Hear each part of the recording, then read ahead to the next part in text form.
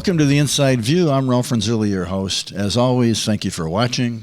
This is my continuing series of interviews with all of the Common Council candidates running for election this November. Each interview is limited to 30 minutes, and every candidate gets asked the same questions. With me today is Laura Eysaman, who is running in Ward 4. Laura, thanks for coming in. I appreciate you taking the time. Thank you for inviting me, and thank you for doing this. Oh, you're very welcome. I think it's important for people to see the candidates and hear what they have to say. I agree. So let's start with a brief personal background on you. Okay, so I was born and raised in Little Falls. Grew up on the south side. Ward 4, grew up there. Spent a lot of time on the south side growing up. Didn't really like to cross over to the north side very much unless it was to go to the city pool or to go ice skating up by the city pool.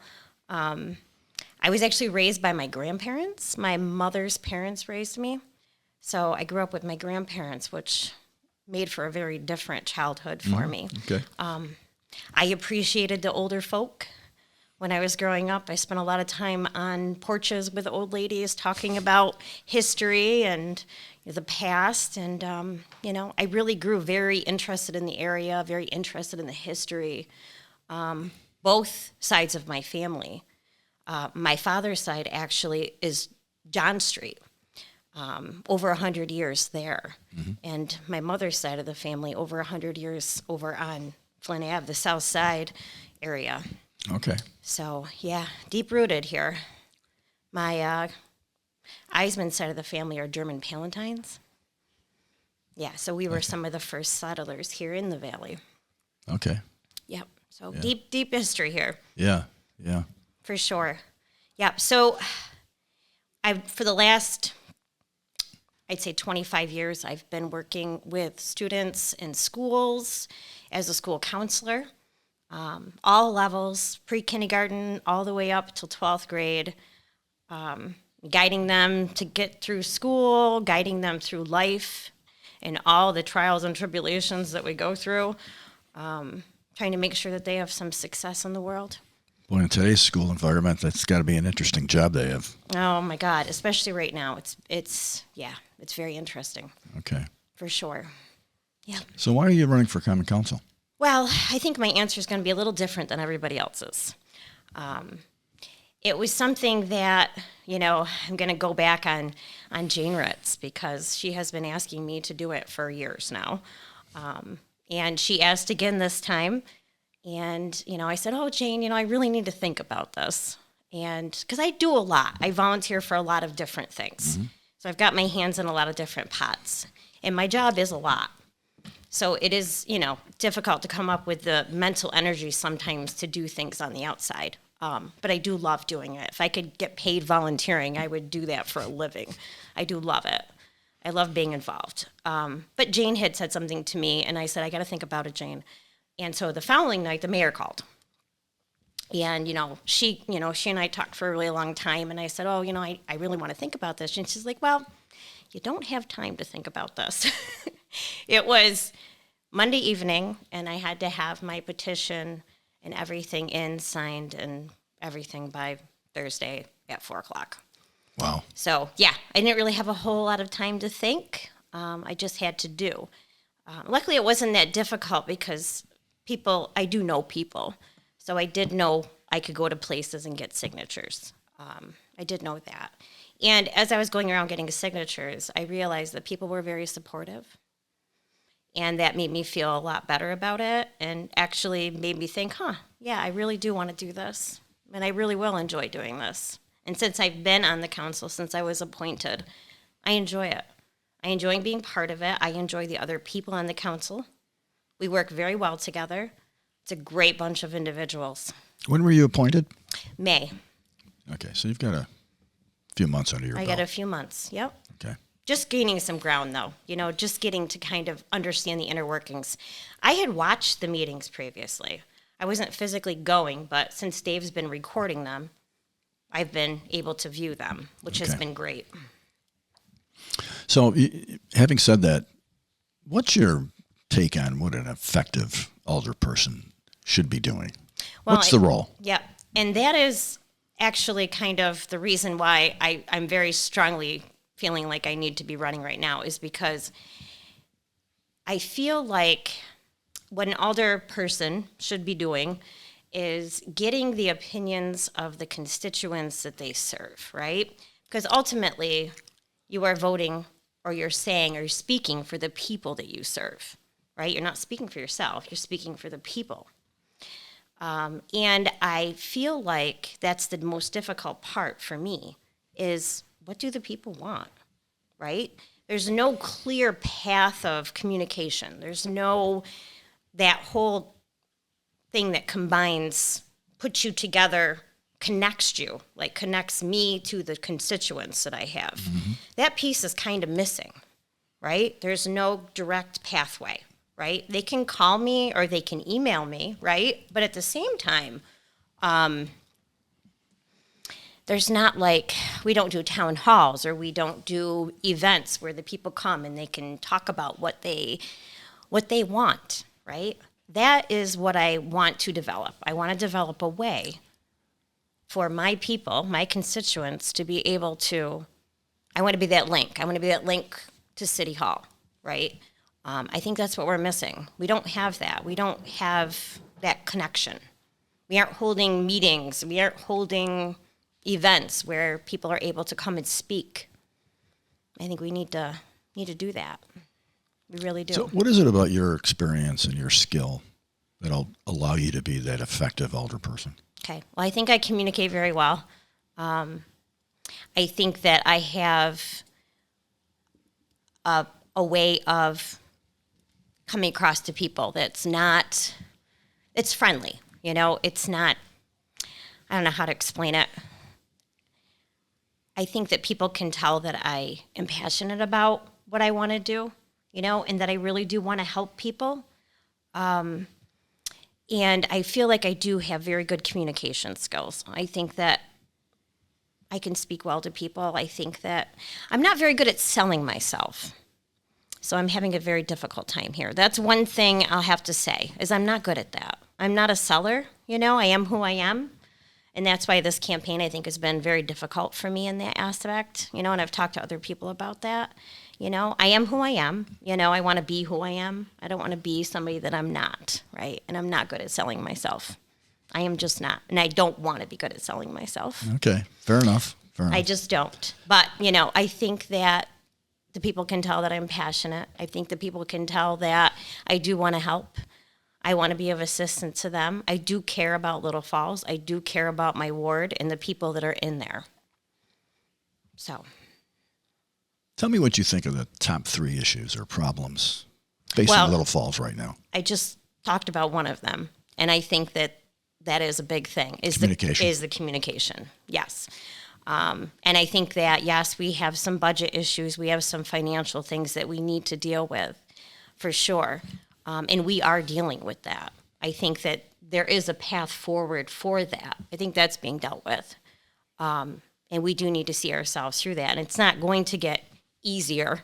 We're still going to come into issues because we were quite underwater there a little bit. Yeah. So you've named 2, communication, financial. Financial. What's the third one? Well, it has to deal with the finances, but not so much. We have a lot of things that need to be repaired, right? Our historical stuff. Like if you look at, for example, Moreland Park, right?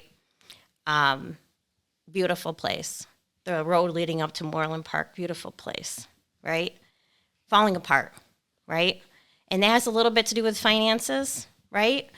But I feel like there are so many good things here that a lot of people, don't understand the history of, don't understand what they were, why they were here, why they're so important to stay intact and to keep up with, We've been very fortunate here in Canal Place, and, people have cared about it enough, and all the buildings have been held and, cared for, and that's important. But I think we need to do that everywhere in the city, not just here. And I think that's important, but just as important, I think getting people here that are going to appreciate it just as much as somebody like me And I know that there are people that are working on that, working on getting the right businesses here, working on getting families here, people that are going to grow our community. That's probably the third and most important thing. So as an older person, how do you directly affect that? Well- Those issues. Well, I mean, I have been trying to help with those issues for a while now. I mean, like I said, I do a lot of volunteering. I've been on an advisory committee to kind of talk about economic development. You know, anything that has to deal with bringing people here, I've tried to be involved with. You know, I started out when I came back to Little Falls. I lived in Middleville for about 12 years. Then I came back, 2016, I came back here. And started living back here and immediately got involved. And one of the things I got involved with first was Think Local, right? Mm-hmm. Yeah, so, you know, I was out helping with events and doing things that were bringing people to Little Falls. And people really appreciated those events, and community appreciated those events, and the businesses appreciated those events, right? And then COVID happened. And, you know, I think that we are coming back from that. More of our storefronts are now, you know, being utilized. But I feel like, you know, I had a little small piece in that. I did. That was Elaine Cobb's brainchild, I think, wasn't it? Mm-hmm. Yeah. Mm-hmm. Yep. Elaine Cobb, Jessica, Kelly had a big piece in it as well. Okay. She did as well. Yeah, there was a lot of people. That was a big group. Rotary's been a big help, you know. They're in the background a lot with a lot of our events, helping out. It's been good. It's been very good. I think we do have good people here that are willing, but we've lost a lot of people since COVID. Yeah. We have. You know, it's unfortunate, but, you know, you can't have a few people doing all the things. Well, that's very true. So you talked about citywide, the three issues facing us citywide. How about in your ward? What are the three issues in Ward 4 that you're concerned about? So honestly, Canal Place, great. Actually, Southside is doing much better. You know, I think that looking at things, you know, the piece of Main Street, especially down towards West Main, I think there are some things down there. I know that I've spoken with Bianca a few times about some things. I've gotten some calls from down there about some issues as well. You know, I think that, you know, there are areas that could use some people. I know that, you know, Canal Place has a group. They have people here that care and that are going to go into the park and they're going to help clean up. The South Side is the same thing. There's a group of people over there that care. And if something's not right, they're going to try to do what they can to fix it. I feel like Furnace and West Main, okay, and also Hancock and John Street, they need the same kind of thing. You know, it's just finding the right people in those areas to try to help out. And I know that I've talked to several people, and some people feel like they're already doing more than they should be doing. Like, why am I mowing this person's lawn, right? Like, why am I doing this for this person?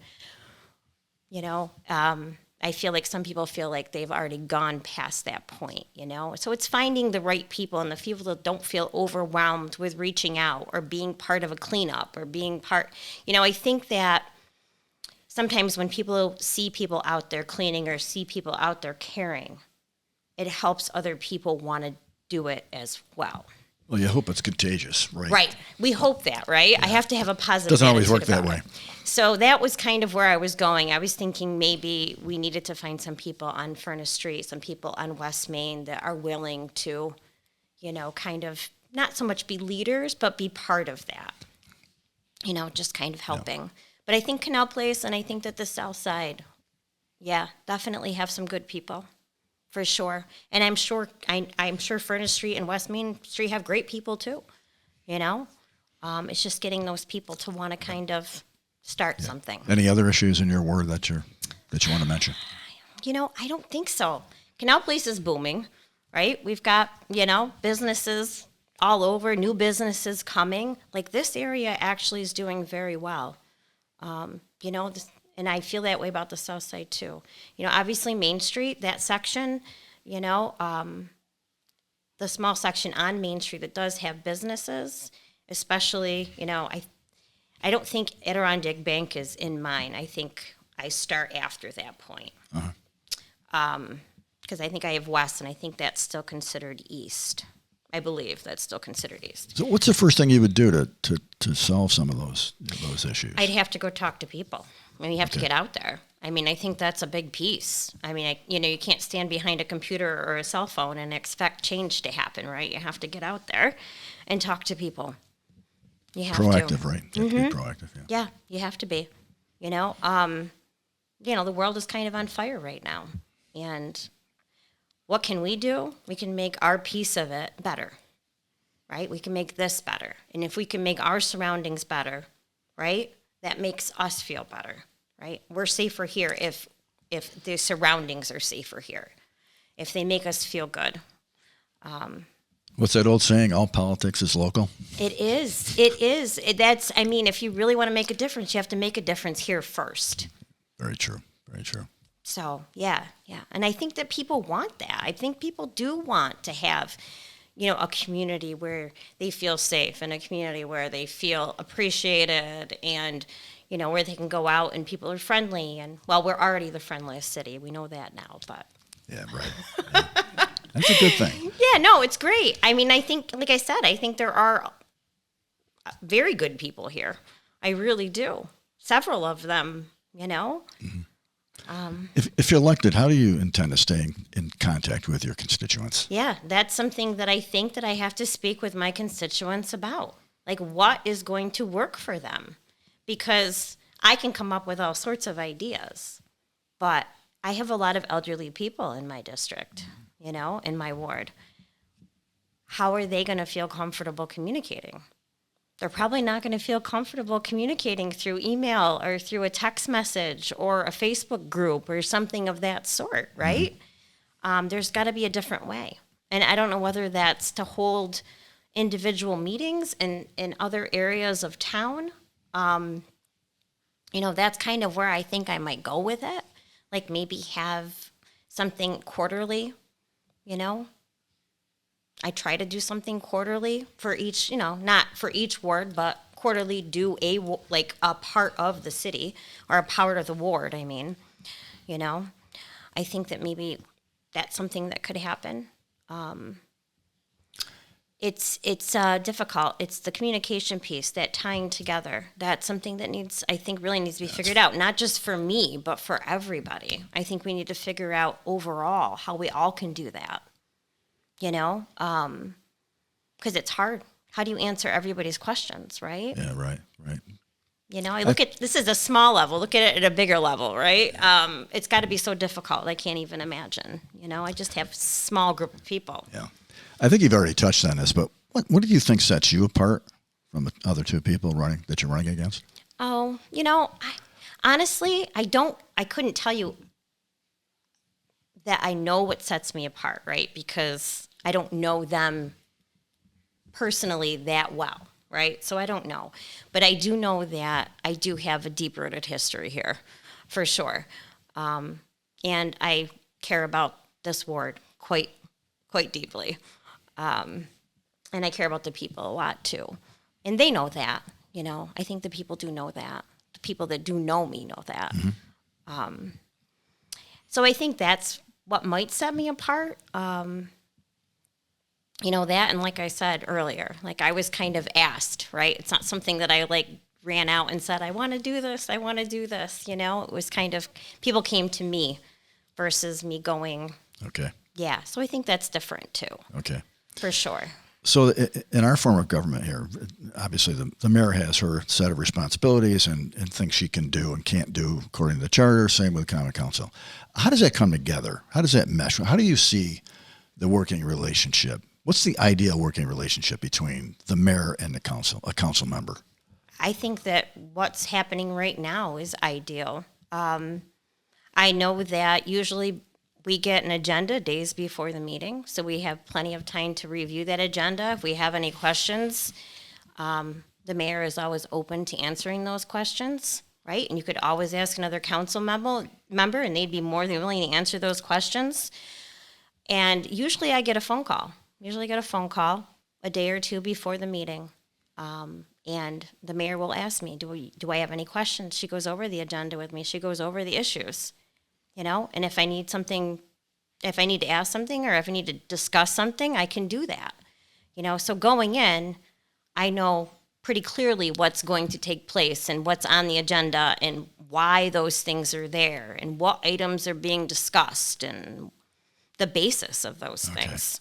So, having a clear understanding is really important. I've heard a lot of people over the course of the last year talk about transparency, right?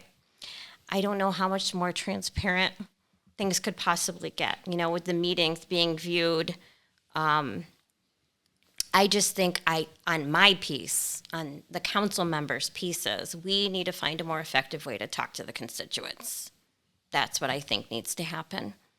That piece needs to function, I think, better. But you think the mayor's doing a good job? Absolutely. Yeah, that was my next question. You answered it. Oh, absolutely. Yeah, without a doubt. And I knew that ahead of time. I was not involved with writing the grant for the DRI project, but once it was written, I did have questions, and I did a lot of looking at the final projects and, what they represented, and I was in awe. I was in awe at what two people could do, right?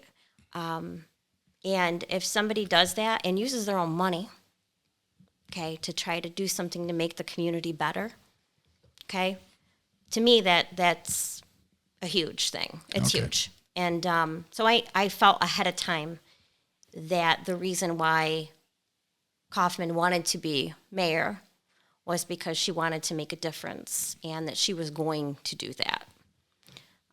So I had faith in that previous to her even deciding she was going to run. So, yeah. Obviously, we don't have a huge homeless problem here, but we do have homeless people in Little Falls. Mm-hmm. And we always have had. What's your take on that? Well, I think there was a time where we had some very interesting characters that rolled through. I don't like last summer, the summer before. I can't remember which one it was. They were living down on National Grid property down here. By the river. By the river, yeah. Interesting group of individuals. They were different than our average. Like we have some now, they don't cause any problems. You don't have problems. These people that had come in, they were a little more problematic. I think they were robbing stores, Stewart's, Price Chopper. Intimidating people. Yeah, not doing good things. Not so much healthy for the city, but I believe for the most part, they have been driven out. I haven't seen any of that recently. I haven't heard of any of that recently. It doesn't mean it's not happening. I just haven't heard of it. But we've always had homeless people here.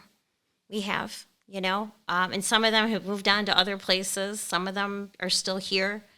I see them on the benches when I drive down. And I the thing is, I know them. Like, I know them by first name. Some of them I went to school with. Others I just know from in the community. But, when I see them, I call them by their first names. And, I don't so much need to know why they're doing what they're doing, right? If they need a hot coffee or a hot chocolate or, if I used to go to the laundromat and do laundry, and frequently they'd be at the laundromat, or hanging around the laundromat, I'd go to McDonald's and get them something, If I had bottles and cans, I'd give them my bottles and cans, that kind of thing. I don't know. I mean, I think homelessness is everywhere. I don't think that we're, alone in that by far. I think that there's just a lot of that right now. Yeah, there is. There really is. Moving on. When you talk about teamwork, obviously, Common Council, 8 people, they have to work together. Mm-hmm. How would you approach a disagreement that you might have with another colleague, or that another colleague might have with you? Mm-hmm. What's your approach to dealing with that? Compromise. You're not always going to agree with people, right? And I don't believe that you have to necessarily agree with somebody else's opinion. Mm-hmm.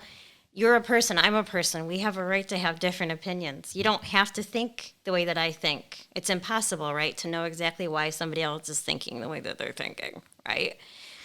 The key is to try to find some ground or some area where you guys do have something in common, where you do agree on something. Is there something we agree on? Can we at least agree on this, right? Like, how can we compromise? What can we do to come together with this? You have to be willing. And I think that people that get elected to the council need to have that in part of their personality. They have to have the ability to compromise, right? When you're working together to do anything, you have to have that. Cooperation and teamwork is compromise a lot of times. Can you call Washington and tell them that? Yeah, I know. I know.